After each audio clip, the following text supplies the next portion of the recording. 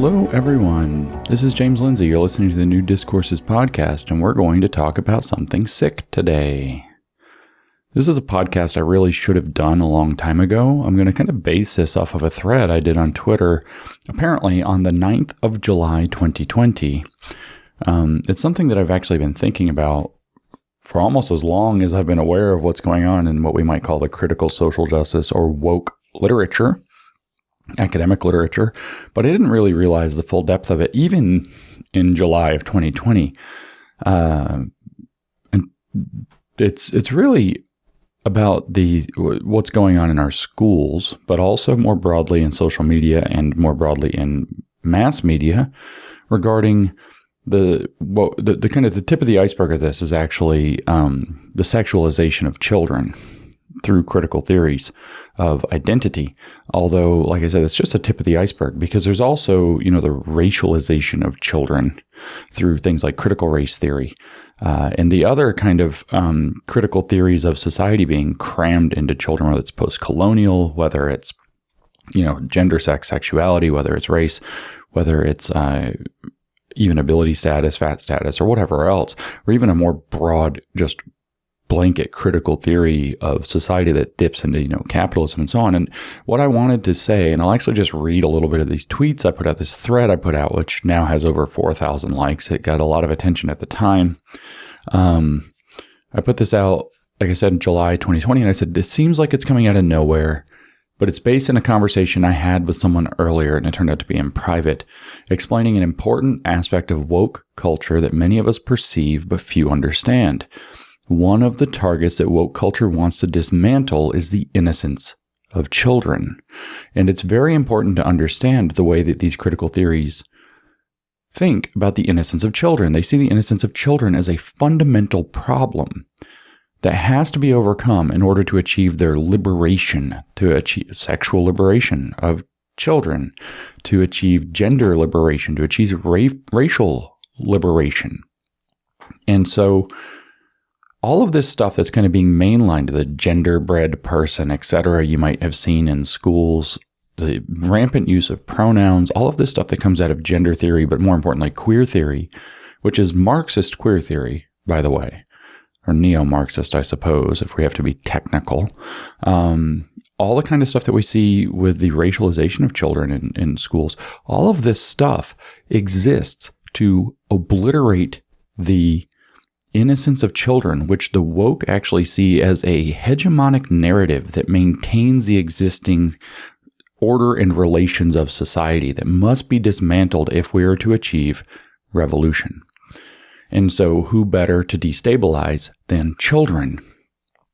We could get into a lot, and we will get into a lot, but the easiest, since the kind of queer stuff, and now we have to deal with this MAP, which is a rebranding of pedophilia. It means minor attracted person, as they put it, but it really just means men acting as pedophiles. And I guess it doesn't have to be men, it could be women, but the P should stand for pedophile. And so sometimes you'll see it as MAI, minor attracted individual. But you're seeing now a push for this in conjunction with all of these kind of very sexual books that are supposed to, gender queer or whatever, they're supposed to be revealing and reaching into the schools, in school libraries, sometimes I think in curriculum. I don't know for sure if it's in curriculum anywhere, but they're certainly being found in libraries everywhere, where these very explicit, sexually explicit graphic novels depicting oral sex, talking about and teaching about anal sex and rimming to often young kids. Sometimes I've heard as young as, 3rd and 4th grade. And the point is to obliterate childhood innocence. But within queer theory, it goes even further because queer theory is grooming ideology, Marxist grooming ideology. That's what it has to be understood as, because the definition of queer within queer theory is an identity without an essence. And so the purpose there isn't just to break down childhood innocence, which is a hegemonic narrative to them that maintains existing social relations that must therefore be disrupted and dismantled. It is also to literally to destabilize individuals as children and to make them susceptible to politically actionable points of view, because if they can't understand themselves, or as I've put it in many talks now, if they can't get based by knowing who they are and being difficult to move off of that knowledge of who they are, then they're very easily politically manipulable. They will be depressed. They will be anxious. They will be groomable, as a matter of fact, because they have to be leaning into these identities without an essence. They have to identify with not knowing who they are. And this destabilization is quite intentional, and has actually, and this is kind of the point of this podcast, I don't want to go into the details of a book that depicts oral sex being done on a person wearing a strap-on dildo being in children's schools. And if you're shocked at hearing this, by the way, remember, your shock, if you're shocked at hearing this, your shock should be directed not at me for saying it, but at the fact that this is in books that are in libraries, public school libraries, that have been brought in there. And you must understand this. This stuff did not make it in there accidentally. It is possible the administrators and the librarians and whoever in the school let it in without sufficient vetting, which is negligence, not an accident.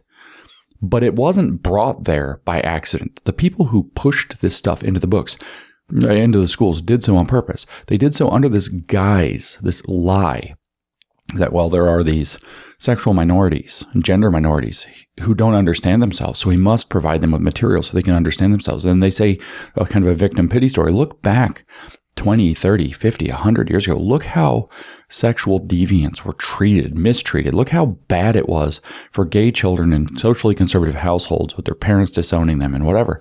And there's your kernel of truth that they can manipulate into saying, well, we have to provide this in government schools to children so that and this is the argument they're literally giving for doing this. We have to provide this in government schools so that these children have some point of contact to understand themselves as they actually are.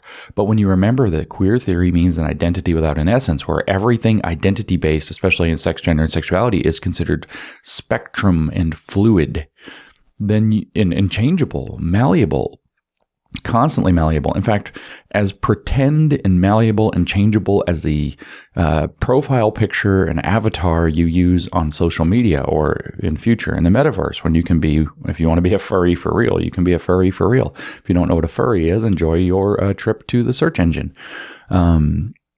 This is actually happening in our schools. And I want to give the perspective that this is a long-running project.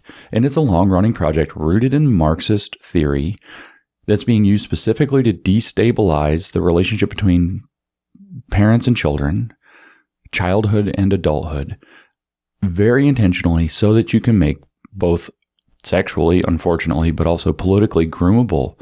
They don't much care. Some of them do. It's kind of like this deal with the devil between the Marxists and the pedophiles. It's very Wormtongue and Eowyn.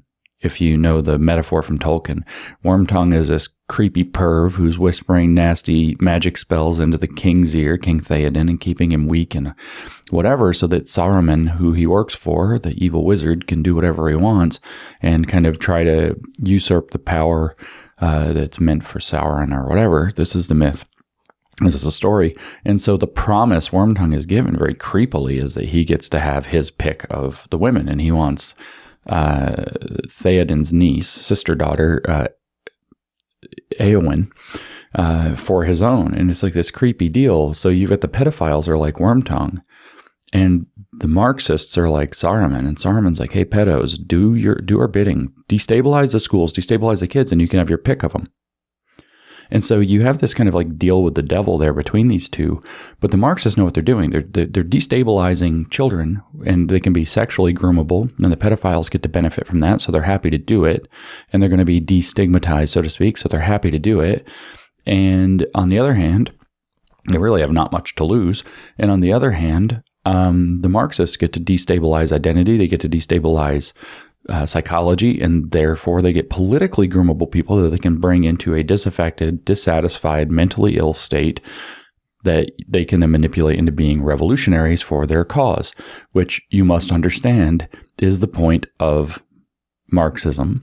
And you must also understand that these are your children. They're doing it too, so they can get what they want, which is total control over the society, because they believe in a magic liberation on the other side of doing this. So your children become a tool for them to achieve their disgusting and catastrophic political aims, which will be a catastrophe, both in the doing, in the means, and in the ends. Your children become the tool, and in the meantime, your children actually get massively psychologically and even sexually abused so that they can achieve that. Your children, through our schools, which in a society like the United States and all free societies are actually, they should be accountable to us, to parents, to good everyday citizens who have a vested interest in having a healthy, educated populace. And it to be done broadly by institutions that we should be able to trust because they work for us. They are paid by our tax dollars. And when you realize that our schools have been captured in a way that allows a Marxist agenda that achieves itself by literally psychological and sexual abuse and grooming of your children to do it, you really have to start realizing, and this isn't the point of this podcast, how much we need a broad-based parents' coalition that no longer cares Republican or Democrat, right, left, center, doesn't matter. Black, white, Hispanic, Asian, doesn't matter. Male, female, mom, dad, doesn't matter. Doesn't matter. Vaccinated, unvaccinated, doesn't matter. All of this division of parents prevents them from being able to protect their kids from creating this destabilized population in the children who are mentally ill and who are, in fact, going to rebel against, mock, and hate their parents' sexual morality in particular, and grandparents' sexual morality, reject it, refuse it, and in fact, as happened in China, eventually possibly rise up in violence against the older generations, whom they now see as repressing them and unable to understand them. All that kind of discontent of adolescence being channeled into a kind of flaming fury of societal destruction. Now, this is, again, a deliberate plan. This is not the attempt to help the proportion of students who are suffering gender dysphoria, who are actually gay and trying to come to terms with understanding who they are. It's not about helping any of that. It's all props for this Marxist political agenda that the groomers, sexual groomers, get to capitalize upon.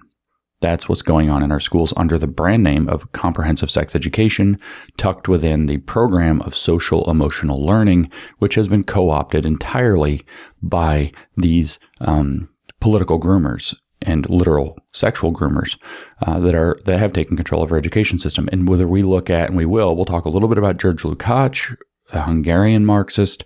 We'll talk a little bit about Herbert Marcuse, the critical Marxist or neo-Marxist of the 50s and 60s, who was so influential. We can even talk a little bit about Paulo Freire, but the goal is ultimately to destabilize children in order to, we can even talk about Antonio Gramsci, in fact, to be able to achieve their aims. Just to mention the relevance of Gramsci, for example, Gramsci recognized that what repels communism in the West is its culture. He called it cultural hegemony. He said that it was the force, in a sense, like the force field that keeps the culture stable and prevents people from wanting to be revolutionaries or taking up with the revolution or organizing properly. This is what the neo-Marxists, of course, later complained about. The critical theorists, they said that Marx was wrong. Capitalism was stabilizing the working class. It was stabilizing society. It was providing people with a good life. And so you have to go at it from a different means. Antonio Gramsci said you have to enter into the cultural institutions and destabilize them from within, establish an internal counter-hegemony, and then let that rot blossom and fester and work its way outward until the culture is destabilized, the cultural hegemony is in question, and then the revolution can proceed. Welcome, by the way, to the 2020s. That's where we are 100 years later after Gramsci's writing this. And Gramsci identified 5 key pillars of culture. I've covered this before: religion, family, education, media, and law. So if you're going to destabilize the family, the nuclear family, we heard that from Black Lives Matter, for example, we must destabilize, disrupt, and dismantle the idea of the nuclear family. We hear this everywhere. One of the most powerful ways these exact same theorists 100 years ago realized was to destabilize children by sexualizing them. But we can also add in racializing them. And so I'll just go back to my Twitter thread, and then we're going to start to add some more depth and context now that we've got Gramsci's view of this. And And remember, just tangentially, that Gramsci was translated into English in 1970 and 71 by Joseph Buttigieg, who's Pete Buttigieg's father, at Notre Dame, the university. I did that by accident. So there's a connection there to the Democratic Party. Like this whole idea that there's a deep thread of grooming going on and what's going on with their politics connects pretty closely here. Not to say anything about Pete or Joseph Buttigieg specifically, because I don't know those things. I claim no such thing. But just that there's a deep thread connected deeply into the Democratic Party and its operatives today into this line of philosophy as well. And it must be understood. So continuing on my thread, like I said, the goal is to destroy the hegemonic. Now we understand the idea of hegemony, the idea there's like a cultural force field. And like Gramsci said, the family is one of the key institutions that perpetuates and maintains this. And we'll hear this from these other thinkers as well. One of the narratives, according to these cultural and identity Marxists, neo-Marxists, one of the narratives as they frame it that maintains cultural hegemony through the institution of the family is in fact childhood innocence. They believe that childhood innocence is something that people make up and work to maintain specifically so that they can, as they would actually do in a total iron law of woke projection reversal, they would see that we're grooming children into the existing social relations and trying to maintain them by keeping children in a state of innocence until they are old enough to, start to transition into adult knowledge and adult themes and so on. The idea that children should have a period of innocence in their lives, which is, by the way, psychologically developmentally appropriate. When you look at actual robust developmental psychology, it is actually appropriate. We actually know, for example, that having inappropriate relationships between adults and children that are either romantic or sexual can, for example, lead to disorders like schizoid personality disorder. It's actually psychologically massively damaging to a young child to be sexualized or to be dragged into other adult romantic and sexual themes.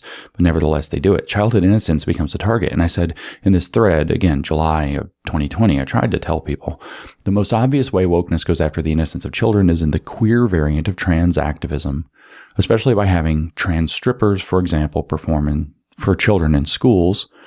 Why would they do this? Well, the belief is that the innocence we encourage in children is part of the systems of power that they believe organize society.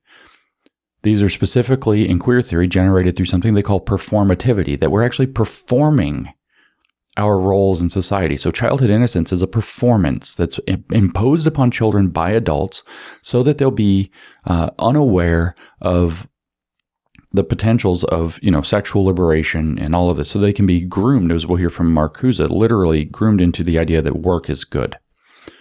And this is a major theme for the neo-Marxists. This is what the basis of the sexual liberation movement actually was in the 60s, is to break free of redirecting our so-called sexual energy into productive work so that we could, achieve things.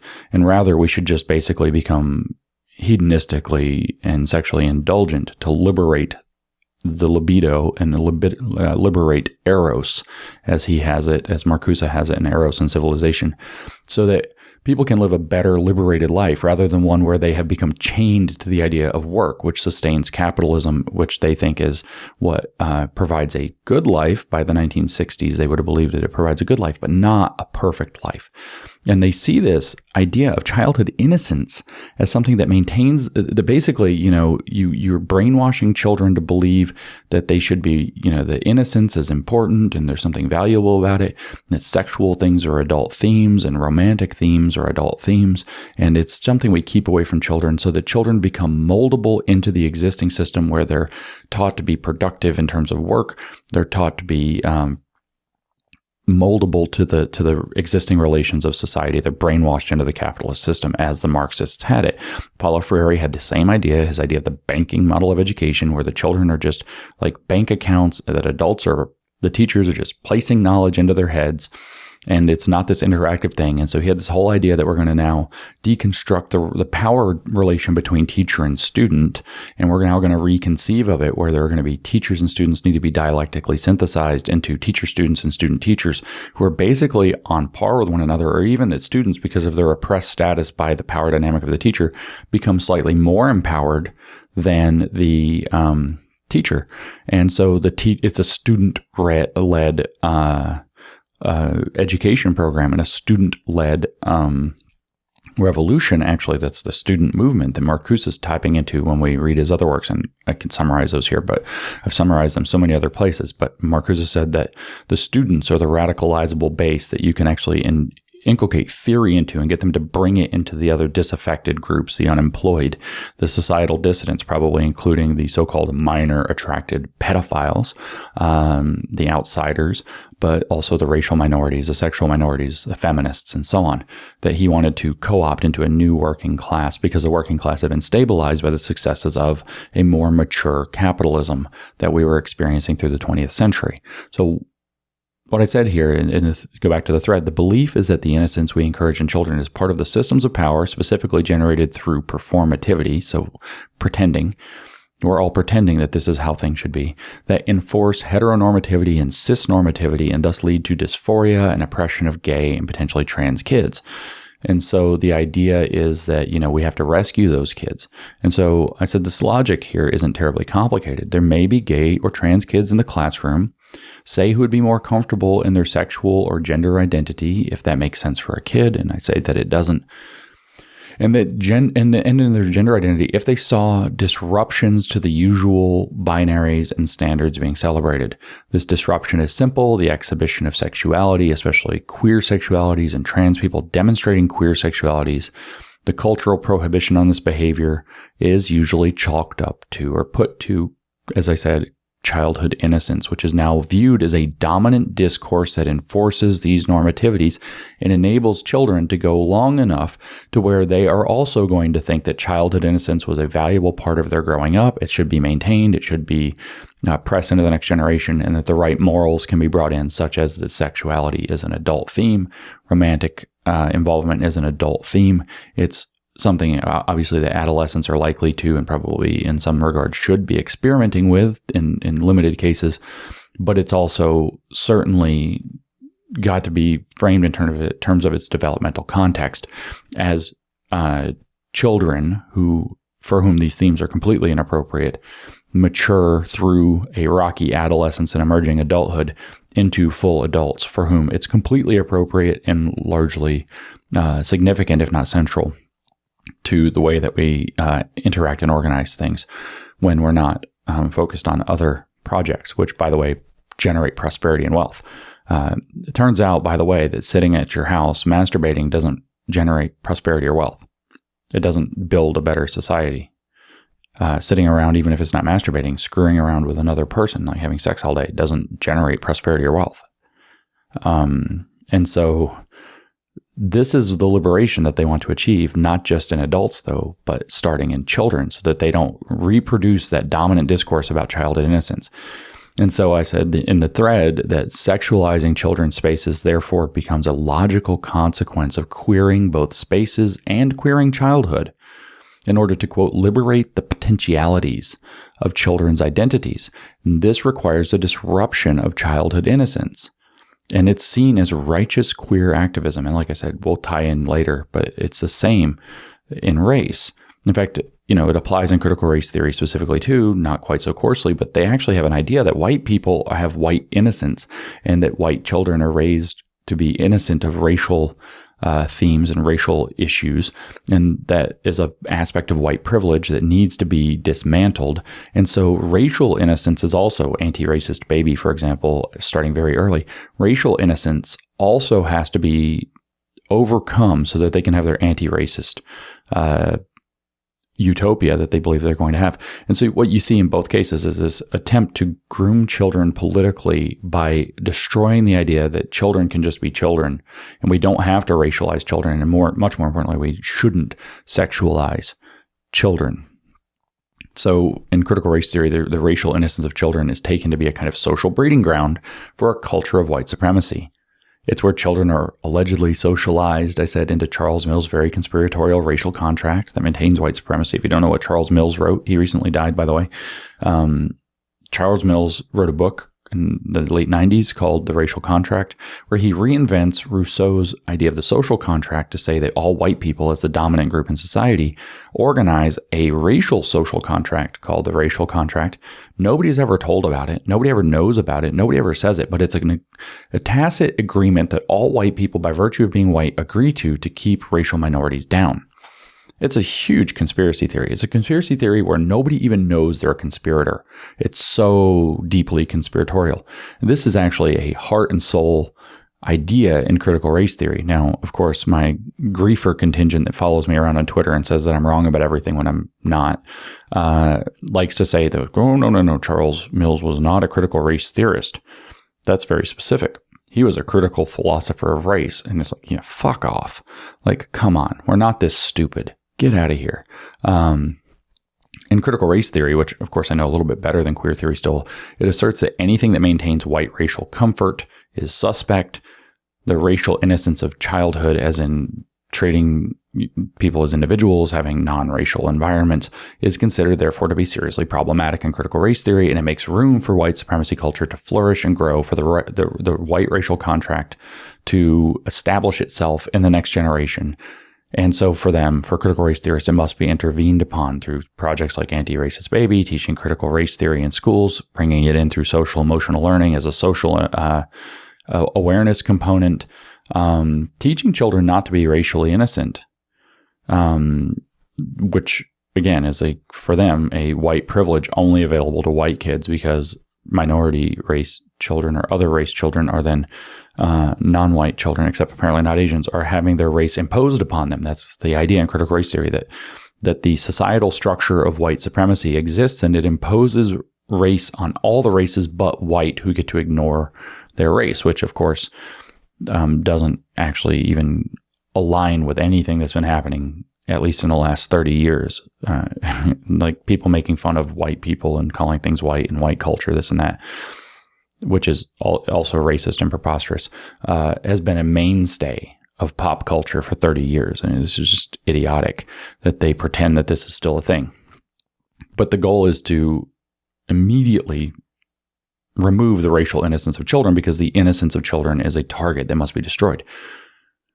So CRT is a little bit more insidious in this project, where queer theory is flagrantly inappropriate. In this thread a year and a half ago, I was talking about trans stripper story hour or whatever, but now we have quite literally, some very frightening sexual grooming behavior going on, again, through social emotional learning, SEL, where they're having, for example, I saw an example from North Carolina where a 7th grade classroom, young women or girls, 12 girls, 7th grade girls, young adolescent girls are being asked to describe the changes in writing for their teacher, sometimes to be read in class out loud in front of everybody or shared in front of everybody.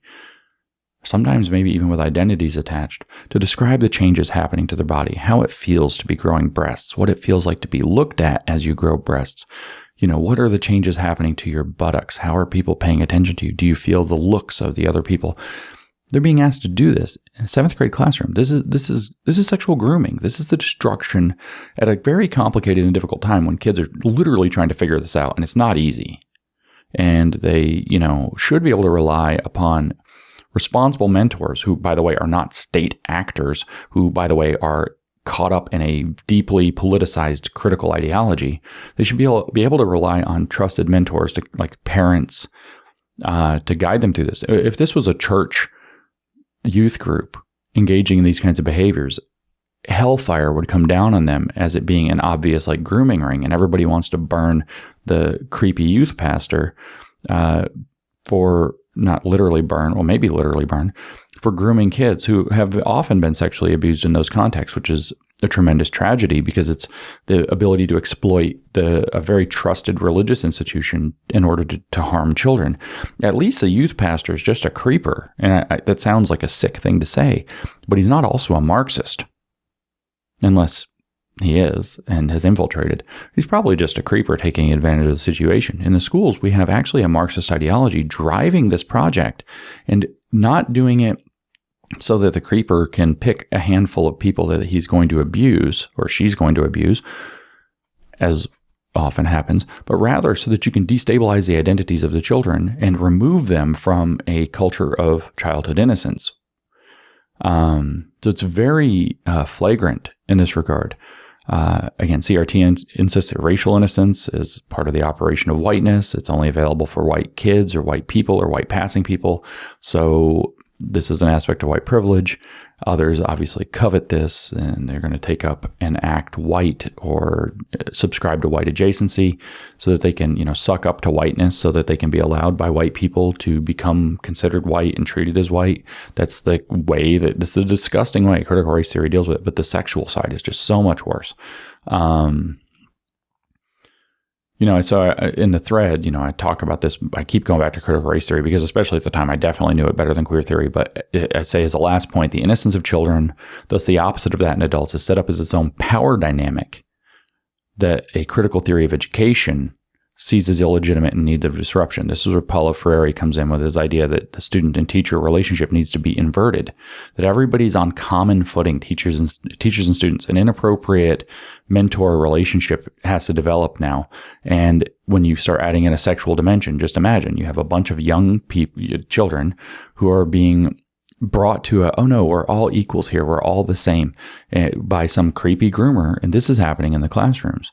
Because children in critical theory of education, which is called critical pedagogy, I'm about to focus on that when I can finally get out of this mire of kind of the sick stuff and Marcuse and all of this. I'm really going to do a deep dive into critical pedagogy soon. But within critical pedagogy, children cannot be allowed to remain innocent because they have to be seen as co-equal with adults and instructors. And in fact, they're sort of a noble savage of a sense, if you will. They're uncorrupted or less corrupted by the dominant discourses and the power dynamics structuring society. And so the goal is to catch them and groom them earlier. And let me just reiterate, this is actually happening at scale in our government schools, but also in private schools, but primarily in our government schools under brand names or within the umbrella of broader brands like social emotional learning, specifically transformative social emotional learning and the CASEL model, CASEL model, where the SEL obviously stands for social emotional learning, because you have to disrupt childhood innocence in order to disrupt the institution of the family and the role, the clear difference in role between adult and child, where adults are mentors and boundary setters and guides and responsible, and children are exploring and learning and growing, and they need boundaries, they need mentorship, they need guidance, they need structure, they need to actually be, this is all developmental psychology I'm talking about here. I'm not talking about some kind of, as they would have it, hegemonic narrative. I'm not caught up. They would claim that I have been brainwashed by this and I think it's right and natural, and that developmental psychology is a narrative that I am, a scientific narrative that I invoke in order to defend my hegemonic belief that I've been brainwashed in and to believe that it's right and natural. But no, it's just actually true.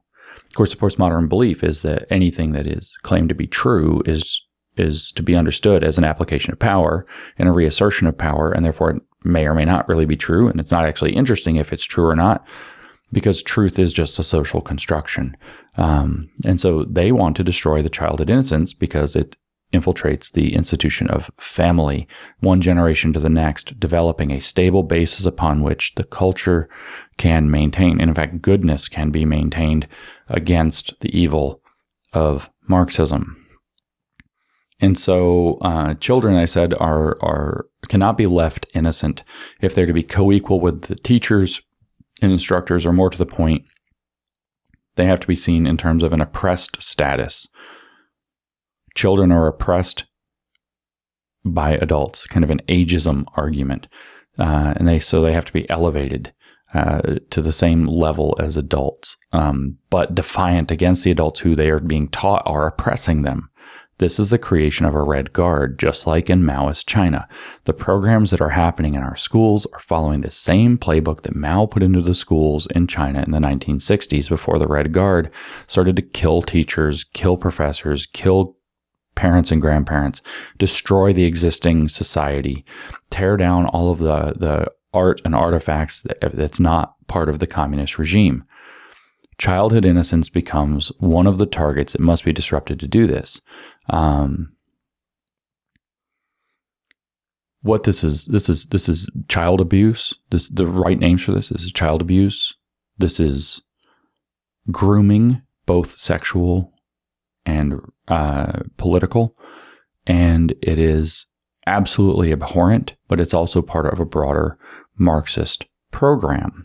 And again, the people doing this, the people bringing this in to some degree are either totally caught up in this way of thinking and maybe don't realize it, but they're completely programmed within this Marxist way of thinking, or they are actually aware of what it's doing. And this is where we can kind of turn backwards and look. 100 years ago, we have this fellow, George Lukács. I've talked about George Lukács in the past. George Lukács was a Hungarian Marxist. He's probably he was even more like, so Lenin was what's known as a vanguardist, or a Bolshevik that uses the vanguard model. So what you need then is an elite who are going to usher society through the revolution that it doesn't necessarily want for its own good. And so he was more Bolshevist, in fact, than Lenin, which Lenin was the leader of the Bolshevists. He was very invested in this program. He was very instrumental in the 1919 attempt to turn Hungary communist, which failed after 4 months, I think. So he was a Hungarian Bolshevist. He worked in, it's called the Bela-Kun regime, but it was the regime of communism taking over Hungary with this revolution. He was actually put as the kind of second in command, deputy commissar for culture and education in this regime, and which failed, of course. And one of his, he stated, you can read, for example, in History and Class Consciousness, which is his most famous book, he was openly hostile to wanting to tear down Christianity and Christian morality, in particular, seeing those as kind of the big obstacles throughout Europe that were preventing any possibility of bringing in Marxism. And in a sense, therefore, Lukács, not so much Gramsci, becomes like the father of cultural Marxism. He wanted to destroy the existing cultural morality, cultural stock of the European countries, because he believed that it's like basically one of the best ways to be able to bring Marxism in, or to remove the greatest impediment to it. Because a society that has a mature and operating theology is going to be extraordinarily resistant to Marxist theology, and we must think of it that way. I'll do another podcast on that soon, probably the next one, and it kind of wedges the previous one before this one, probably, depending on how they get released. A recent one covered this necessity of theology, and the next one I'm going to do after this one, and hopefully they'll get released in the right order, unless I get confused. We'll touch on the idea that that all of Marxism is a theology. It's, in fact, I would refer to it as a cancerous or gangrenous theology that's taking advantage of a society that's become weak and sick, or a broader theology that's become weak and sick, a cultural basis that's become weak and sick. And so the gangrene or cancer can grow and flourish within that context. And so Lukács actually believed, he's the origin of sex education, frankly.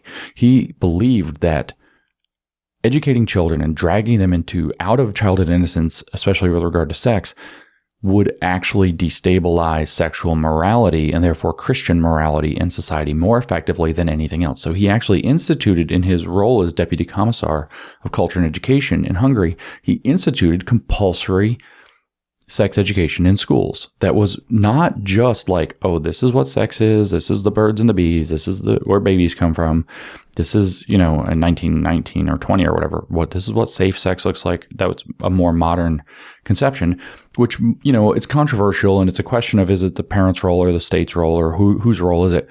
But not many people object to the idea of teaching those ideas in one context or another. They may object to the schools teaching it, but they don't necessarily object to it being taught. The idea of, how does sex work? What is it?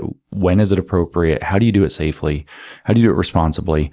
What are the, feelings and things that are going to get wrapped up in it? I mean, that's a very parent kind of role there.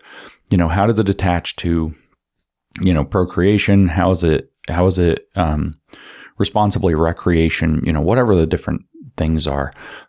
This wasn't Lukács did. Lukács did things that in Hungary in the 1919, 1920, they're going to sound very reminiscent of what you're hearing today under the brand name Comprehensive Sex Education, which is part of the broader program, including the Social Emotional Learning Program. And he introduced a very radical program that included graphic literature to the children, for example. He very strongly promoted sexual promiscuity, again, in children in schools. He pushed the narrative that monogamy is bad and not natural, and in fact should be made fun of. It should be mocked. And of course, parents who are trying to teach you this conservative moral sexual ethic are backwards, and they deserve to be, also mocked, and that deserves to be rejected. That's causing the problems of society. In each of these topics, of course, there are always little kernels of truth. Like, for example, the mocking of monogamy. Monogamy is a challenging feature. If you look at the statistics, just to be real about it, the statistics do not support that human beings are good at monogamy. But that doesn't mean that it's not a valuable thing, or at least as an ideal to aspire to. The number of people who cheat through their relationships or whatever, it turns out to be rather staggering. What the people who look into these things or operate in these spaces call non-ethical or unethical non-monogamy, cheating. In other words, there's some pretty robust arguments out there that I think that human beings struggle with this for pretty deeply seated reasons. And that it does require an ethic to maintain fidelity. And I'm even content to admit that there's room for debate and flexibility in terms of what fidelity entails, for sure, to deal with the reality of human sexuality. But this isn't what we're talking about. This is the open mockery of monogamy in favor of, free love, polyamory, blah, blah, blah. And again, this is in 1919 in Hungary, and the Hungarians were appalled by this and ultimately pushed this regime out, probably partly because they went too far with this sexual crap. 4 to 6 months, the regime kind of fell apart. So it didn't get very far, and you think, okay, so Lukács's program failed, except it didn't, because he didn't go away. He didn't die. He didn't get killed. He actually went on to inform the Frankfurt School as it came into existence. He actually met with and liaised, and for example, Austria and Vienna with Antonio Gramsci, who I've already mentioned. Max Horkheimer was present in some of this. He actually also went to this kind of Marxist study week held in Frankfurt, and he delivered these ideas on sex education and its role to this kind of Frankfurt-based Marxist convention around these very early 1920s, and maybe 1920 itself. And there in the audience is Felix Weil.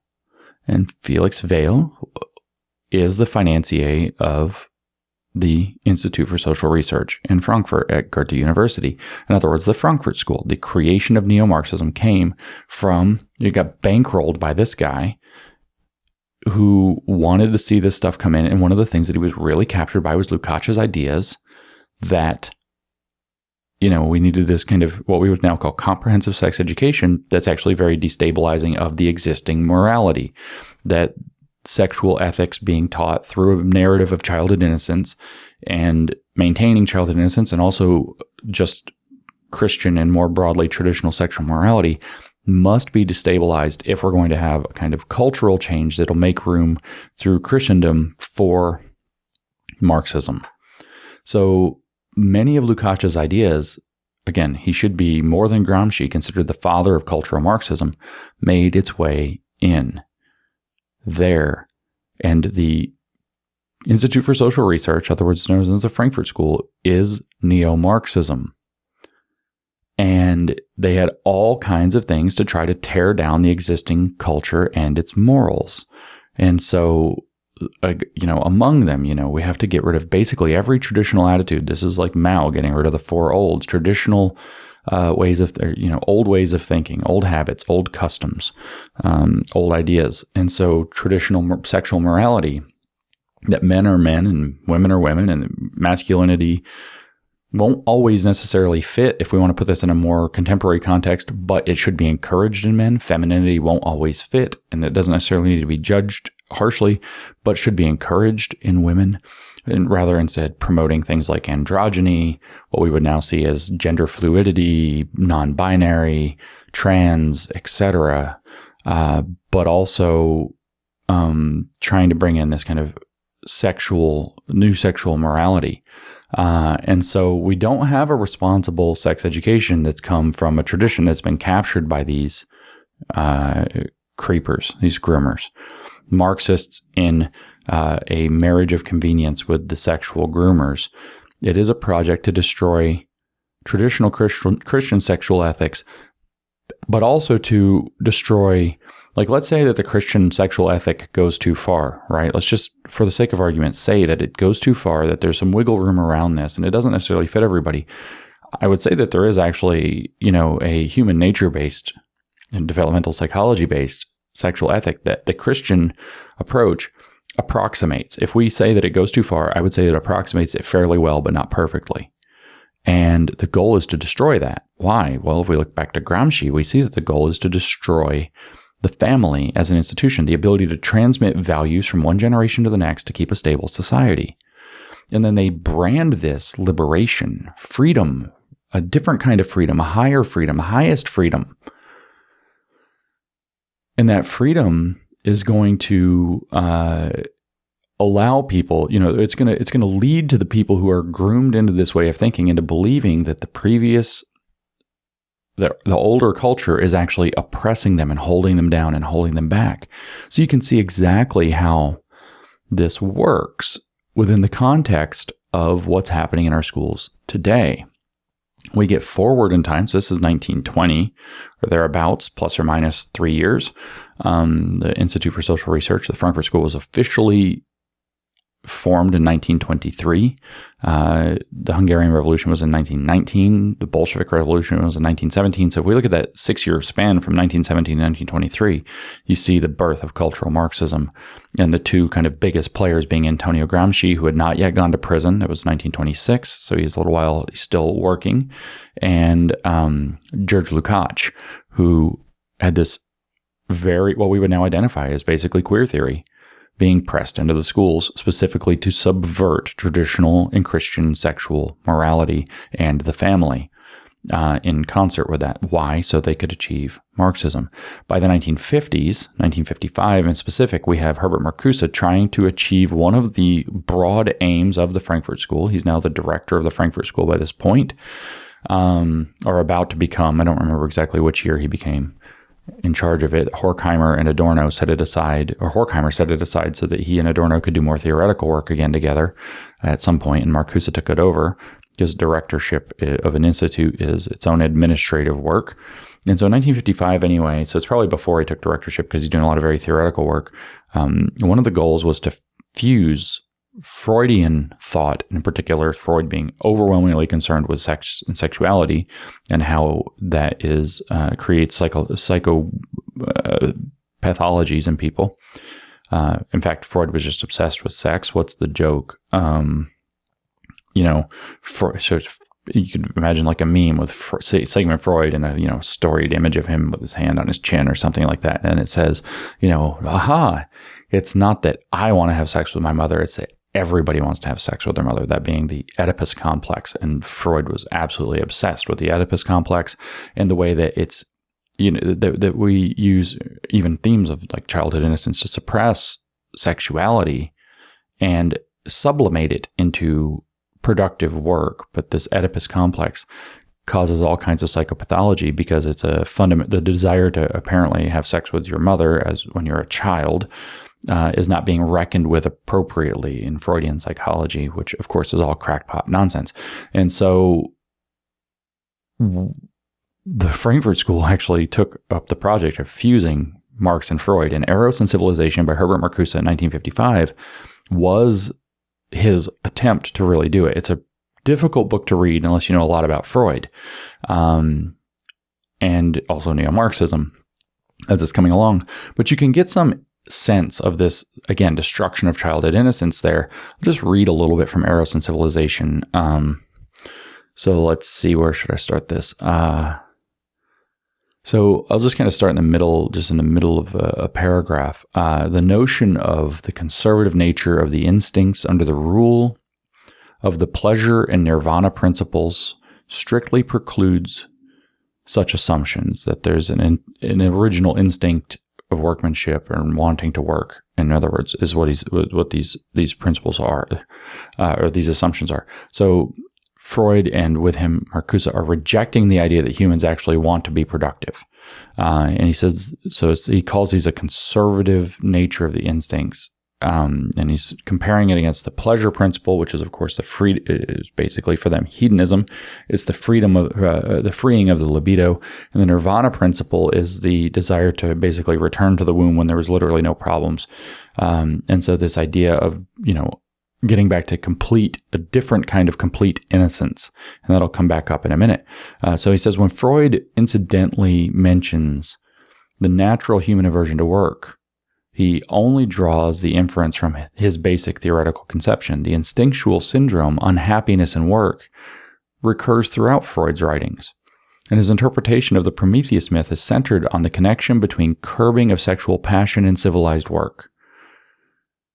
So this is the big theme. So civilized for Freud, and then for Marcuse taking it even further in a neo-Marxist direction, people don't actually really want to work, or not very much. And what happens is that society forces them to they actually want to enjoy their lives, be hedonistic, have sex, probably eat gluttonous foods, etc., lay around and just kind of enjoy themselves libidinally.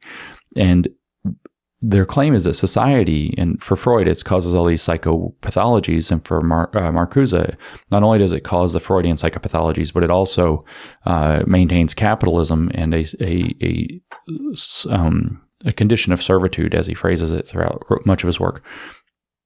And this is actually their attack, by the way, on the Protestant work ethic, which was actually very sexually repressive as well. And the idea is that they're attacking is you must take your sexual urge and drive it, suppress it, repress it, and turn it into the drive to do productive work in the world. So when you look at people like John Harvey Kellogg, who was a Seventh-day Adventist, if you don't know, inventing cornflakes to suppress masturbations. He believed that if you ate very plain foods, as you would have a lower sex drive and could be more work productive. No kidding. That's where cornflakes came from, if you didn't know that. All of the grain-based cereals and grain-based diet was actually a kind of crackpot religious attempt to suppress sexuality so that people would be more productive in work. But here what we have is Freud talking about, and Marcuse talking about, Freud talking about the repression of sexuality in order to be more productive workers for a capitalist system that traps them into this cycle, and that this is all a gigantic fake narrative or meta-narrative that needs to be smashed because people don't actually like to work. It's not actually good for them. And plus it's maintaining this oppressive system where everybody's going along with an oppression state that even though it makes a society that works for people, it's actually terrible because we're suppressing our libido, redirecting it into things like work, which we actually don't like. And the repression of sexuality and the overemphasis of work cause all of these psychological problems and unhappiness. So we could be so much more happy if we were just liberated. And so what Marcuse writes here is the basic work in civilization is non-libidinal, is labor. Labor, he says, though, is unpleasantness. And such unpleasantness has to be enforced. So now you see that where he starts talking all the time about the so-called administered state. or the administered society. You have people don't want to work. It's unpleasant to work. Sometimes you want to work, but you don't always want to work. You don't want to work nearly as much as you do.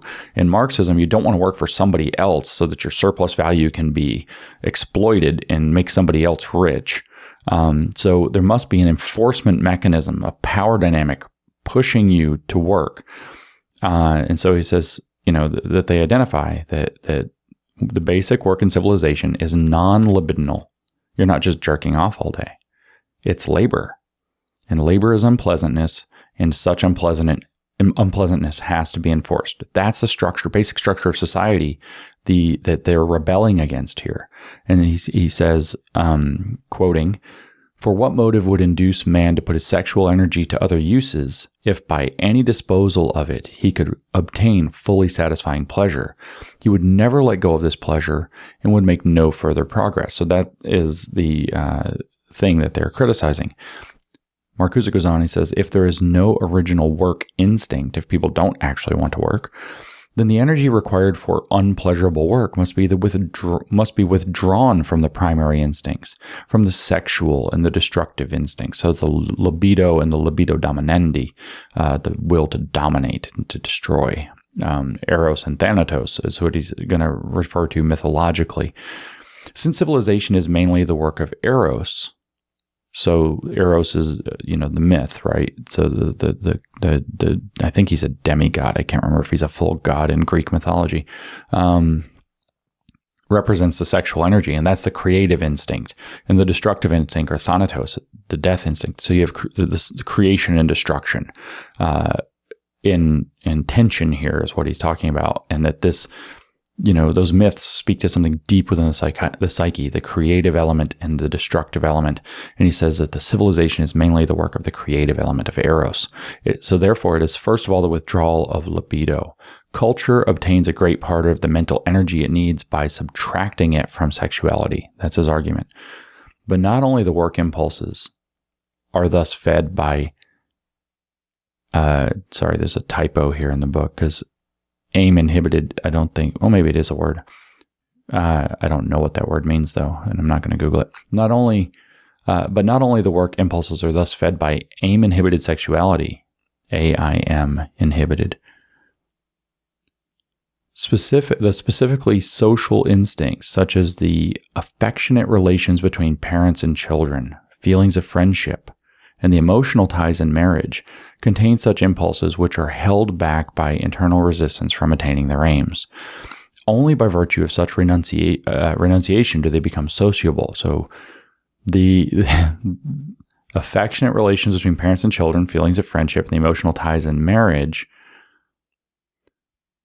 only become sociable by the virtue of renouncing the sexual element underlying them. It's kind of very Freudian, but again, tied to Marxian thought.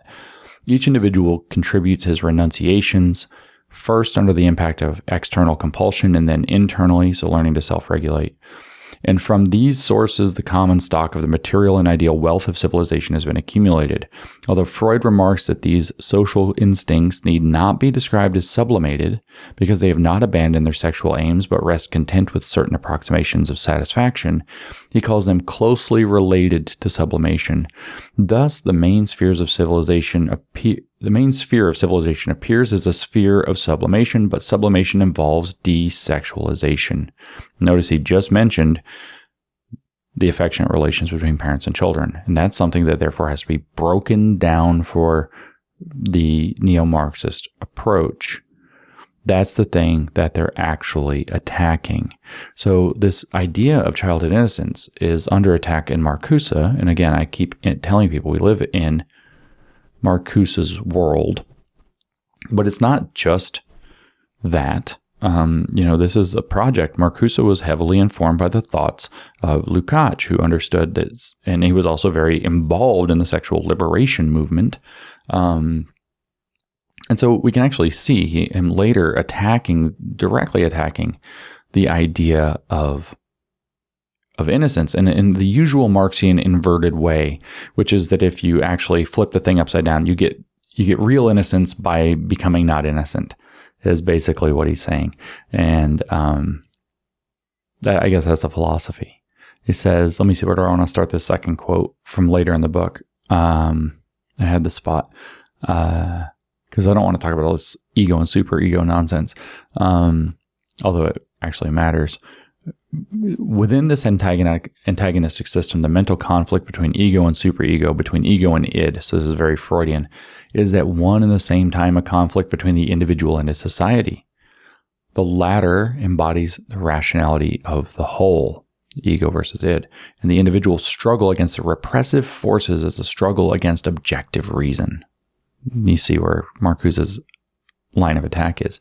Therefore, the emergence of a non-repressive reality principle involving instinctual liberation would regress behind the attained level of civilized rationality. This regression would be physical as well as social. It would reactivate early stages of the libido which were surpassed in the development of the reality ego, and it would dissolve the institutions of society in which the reality ego exists. So if we sexually liberate, we're in business. In terms of for liberation, for communism, in terms of these institutions, instinctual liberation is relapse into barbarism. However, occurring at the height of civilization as the consequence not of defeat but of victory in the struggle for existence, and supported by a free society, such liberation might have very different results. See, if we just get all of our heads straight about how this works, we're not going to have a catastrophe. It's going to work this time. And he says it would still be a reversal of the process of civilization, a subversion of culture, but after culture had done its work and created the mankind in the world that could be free. So we're going to push through the idea of civilization into communism, and we're going to do so by rejecting innocence. Where better to do that than in children, who must have their effective ties between parents and child freed from the repressive state that removes the sexual element.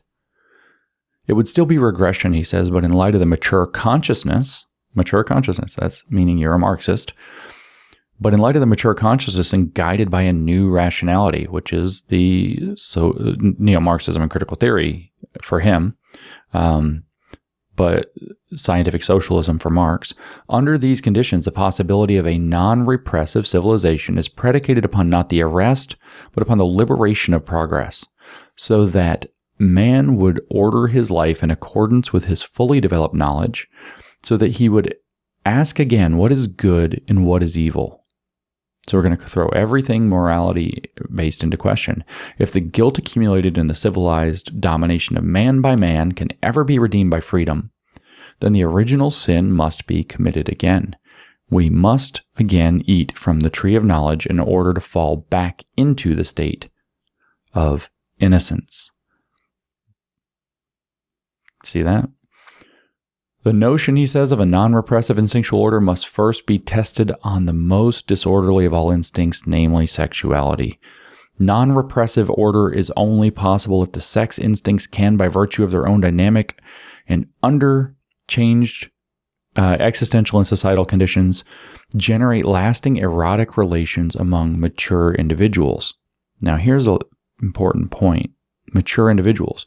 But if you obliterate the concept of childhood innocence as a social fiction used to maintain the existing social conditions and relations, if you obliterate that, everybody who's sexually awakened, even at 6 years old, is a mature individual. Everybody who has the consciousness embedded into them is a mature individual. Do you understand what is happening here? This is the father of the world that we live in today under leftism. And under the dominance of leftism we gave to education. We must, if we want to achieve non-repressive order, in other words, communism, that's only possible if the sex instincts, by virtue of their own dynamic and under changed existential and societal conditions, generate lasting erotic relations among mature individuals. And I'm sure they get to define mature as having the awakened consciousness. So we have to ask, he says, but he's hidden it there, right? It's destroyed childhood innocence hidden because you don't necessarily know what he means by mature individuals. He doesn't say adults. He says mature individuals. He doesn't say adults. So then he says, we have to ask whether the sex instincts, after the elimination of all surplus repression, can develop a libidinal rationality which is not only compatible with, but even promotes progress toward higher forms of civilized freedom. And this is to be done how? By asking again, what is good and evil? By eating from the tree of knowledge in order to fall back into the state of innocence. This is the project, right? This is the project of neo-Marxism with regard to sex and sexuality, and in fact, with regard to Lukács's vision of what we would now call comprehensive sex education.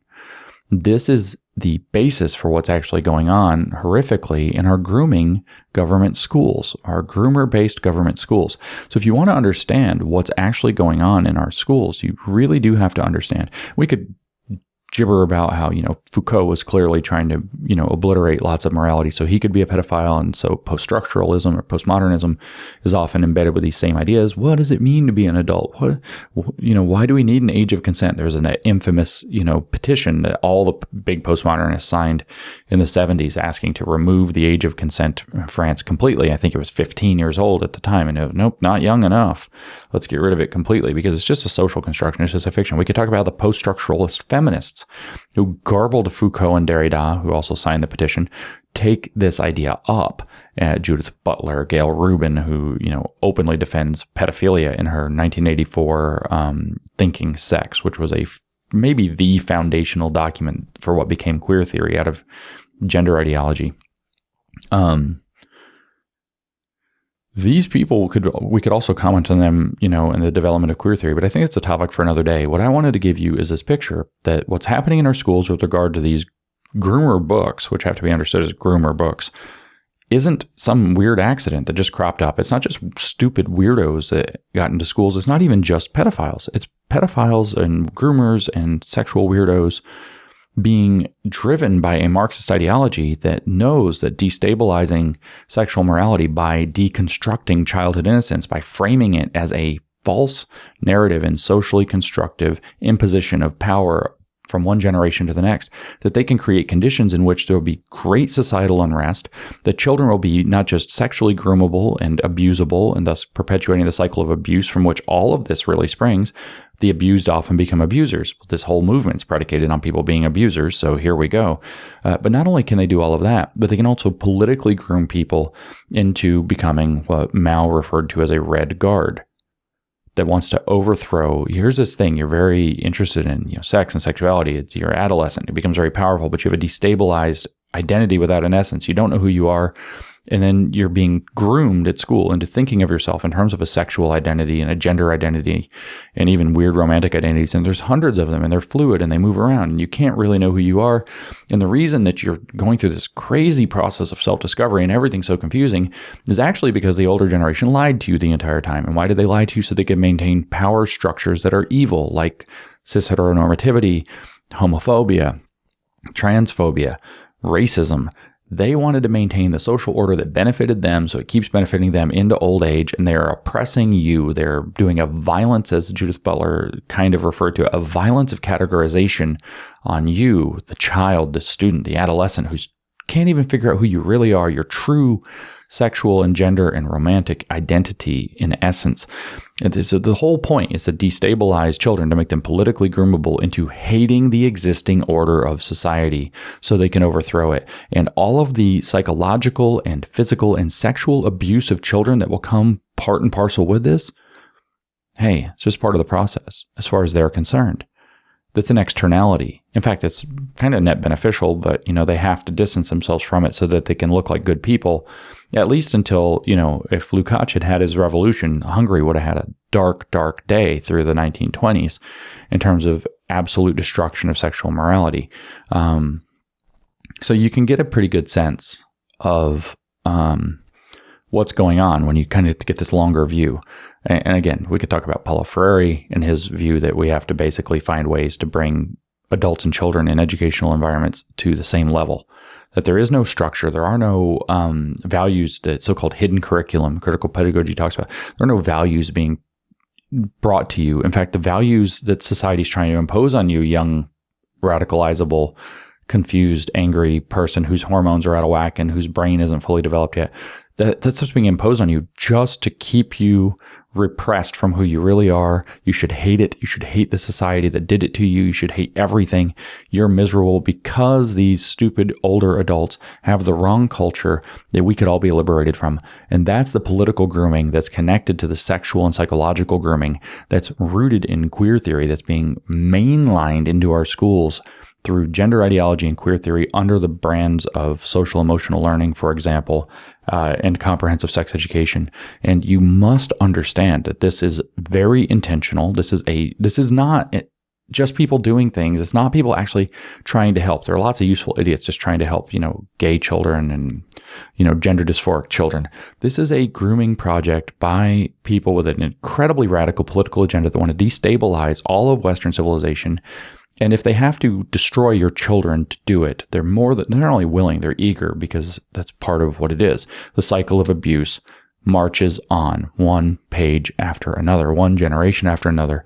And they are trying to not close down that cycle of abuse or minimize that cycle of abuse. They're trying to invert it and say that the cycle of abuse is actually a liberating concept. If we can liberate the sexuality of children, we obliterate the innocence of children, then we can have a non-repressive societal order finally. And it begins by, according to Marcuse, it begins by freeing sexuality between what he termed as mature individuals, which I would argue for them will be people who have been programmed or groomed to think in terms of a critical theory, because that's how they always mean terms like that. It's people who think like we do, are mature. Everybody else is willfully ignorant, is in white innocence. White innocence tells you, what is white innocence? Hasn't had an awakened racial consciousness. So what is innocence? Not having an awakened critical consciousness. And it's a form of privilege to not have one, because the people who are oppressed are forced to have one by the power dynamics. That's the logic of this thing. And so what are they doing in the schools? They're trying to awaken that in children, whatever psychological, physical, and sexual abuse comes as a result, so that they can generate their red guard. This must, not just on traditional or good American or normal human or Christian or whatever ethics. This has to be pushed out of our schools with extraordinary prejudice. This has no place anywhere near children. It is beyond child abuse. It is my opinion that people that are doing this knowingly belong in prison, maybe for the rest of their lives. I don't hedge anything on it. They belong in prison, maybe for the rest of their lives. People who are being pressed into the service of doing this, teachers, for example, who aren't totally on board, but they know it's a condition of their job, those people are being vigorously exploited. They are morally culpable for not standing up. I'm not so far as saying they also belong in prison for the rest of their lives if they were forced. But the people who are doing this knowingly, the people who are pushing these books into school libraries, for example, these graphic novels, the people who are the administrators who are bringing in trans story hour, trans strippers, the people who are pushing the gender ideology through SEL and knowing what gender ideology is, those people belong in prison. Full stop. So I hope this gives you some greater sense of the emergency that's happening in our schools. A few months ago when I said I'm going to turn away from critical race theory into queer theory because it's a horrific abuse, this is what I was looking at. This is what I was thinking of. This is what I was wanting to be able to say. And finally, I just got to the point where I have to say it because I have these other projects just building up and building up and building up and building up. And meanwhile, this is getting worse and worse and worse and worse. I'm still drowning in Herbert Marcuse's other stuff. I have to keep doing it. I have to finish that before I could try to do something else. I have to tackle critical pedagogy in the more general theoretical abstract before any of this really fits in. But I felt like as I'm starting in this kind of liminal phase, transitioning from so much focus on critical race theory and the critical theory before it into critical pedagogy or critical education theory and the theory before it, I felt like that I needed to just really stick this flag in the ground. You need to know what's going on in schools. You need to know how important it is to resist it. And you need to know it's not some accident. It's not the result of just the infiltration of abusers into our school system. It's not just the result of negligence. It is actually part of the broader, over 100-year cultural Marxist program that has evolved through time to become what it is today under brand names like comprehensive sex education, brought in through social emotional learning. So You must resist this. You must fight this. You must go. What can you do? You must go and find out if these books are in your schools. You must find out if this stuff is being taught in the curriculum. You must expose it. Show up and read the book at a school board meeting. Read the book on a video. Show what's going on. Expose this. This is in my school. This is in my kid's school. This is what it is.